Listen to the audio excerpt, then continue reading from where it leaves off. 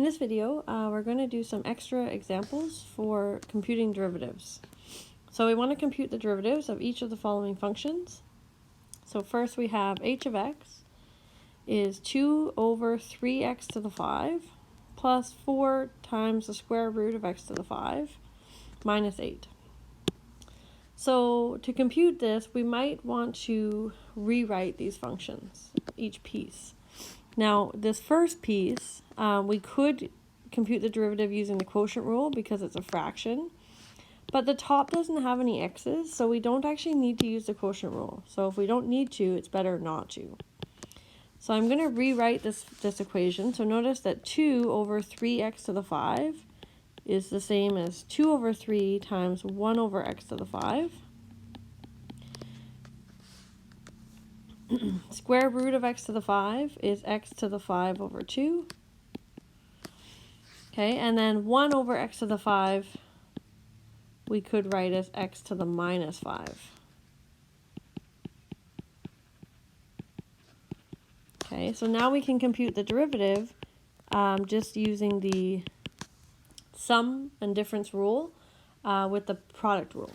So we want the derivative of each piece added up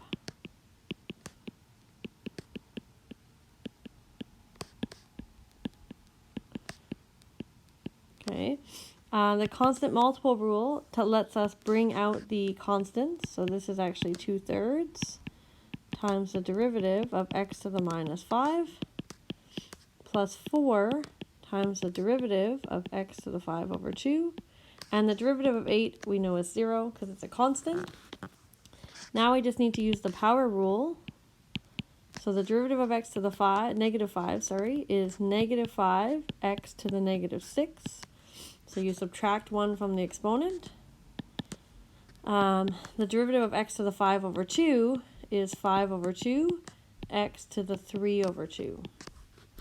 Okay, now if I simplify and get rid of the negative exponents, this is going to be negative 10 over 3x to the 6 plus 10x to the 3 over 2.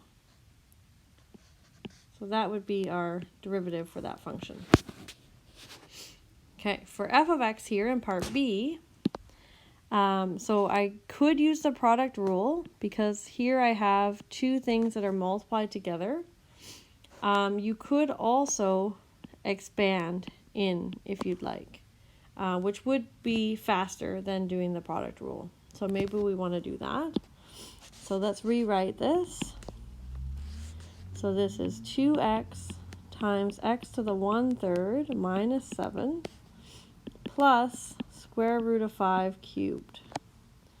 Okay, so if we expand this in, then we're going to have 2x to the 4/3 minus 14x plus square root of 5 cubed. So now when I compute the derivative, so f prime of x is going to be 2 times the derivative of x to the 4/3 minus 14 times the derivative of x plus the derivative of square root of 5 cubed. So we do each piece. So it's going to be 2 times 4/3 x to the 1/3 for the first part, minus 14, the derivative of x is just 1.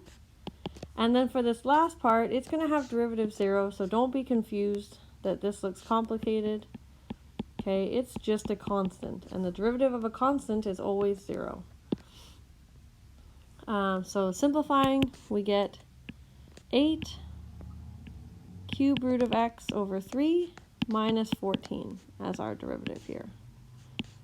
Now, like I said, you could have used the product rule. It just will be a bit slower. So if there's no exponents, well, this exponent would be fine. But because there's no exponent on this bracket here, it's exponent 1, which means that you can expand into it, which usually is faster than not doing that and using the product rule. Okay, one more example. So here I have negative 7 times this fraction, so 3x squared plus 4 over 9 minus x to the 5, and then adding pi squared. Okay, so g prime of x, so you could, if you wanted, put this negative 7 through to the top, okay, or you can just leave it out because the constant multiple rule says I can just do it after if I want. Okay, so I'm going to leave it out. So I want negative 7 times this derivative plus the derivative of pi squared. Now again, remember, pi is just a number. Okay, it's 3.14159, etc., etc., etc. Okay, it's a constant. So that means its derivative is 0. So maybe I'll just write here.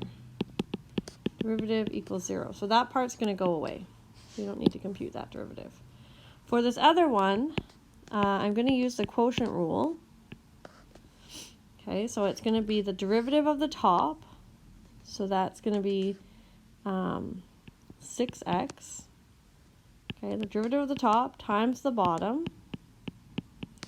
minus the derivative of the bottom, which is negative 5x to the 4, times the top,